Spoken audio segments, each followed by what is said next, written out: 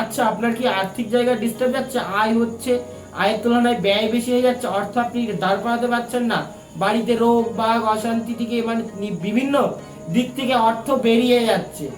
নমস্কার দর্শক বন্ধু, আমি অনুরাগ শাস্ত্রী। যাদের অর্থ ধরে রাখতে পারছে না, অর্থ বেরিয়ে যাচ্ছে, বৃহস্পতিবার দিন একটা ভূজ্য পাত্র কিনে নিয়ে আসবেন দশকর্মার দোকান থেকে, এবং একটু কাঁচা হলুদ বাটা, তার সাথে আপনি একটু চন্দনের গুঁড়ো, অষ্টগন্ধা, শ্বেত চন্দনের গুঁড়ো, তার সাথে অষ্টগন্ধা প্লাস এইগুলো হরিতাল একসাথে গুঁড়ো করে সুন্দর করে মিশিয়ে, গঙ্গা জল এবং কাঁচা দুধ দিয়ে মিশিয়ে গুলিয়ে আপনি ওই ভূজ্যপত্রের এই আঙুল দিয়ে শ্রিং লিখবেন।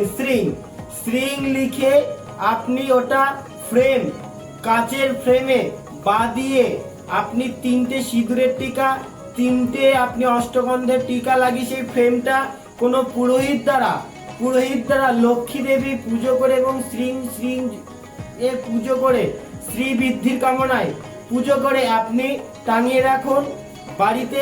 বৃহস্পতিবারের দিন আপনার আর্থিক জায়গা আগের থেকে আস্তে আস্তে ডিস্টার্ব গুলো নষ্ট হতে শুরু করবে। এটা ভালো করে পুজো দিয়ে বৃহস্পতিবার দিন এই কাজটা করুন।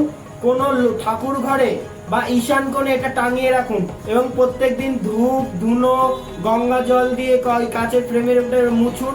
যদি আপনি বিজনেস করেন, বিজনেসের জায়গা আপনি রাখতে পারেন, বা কাজের জায়গা বা আপনার যে জায়গায় অর্থ থাকে সেই জায়গাও রাখতে পারেন। অবশ্যই এটা আলমারিতে রাখলে কিন্তু হবে না, আটকা জায়গায়। এই কাজটা করুন আগের থেকে। আপনার যদি ভারী ধরনের গ্রহদোষ বা তন্ত্রক্রিয়া বাস্তুদোষ না থাকে, আপনার যে আর্থিক জায়গাটা ডিস্টার্বটা আস্তে আস্তে কাটতে শুরু করবে।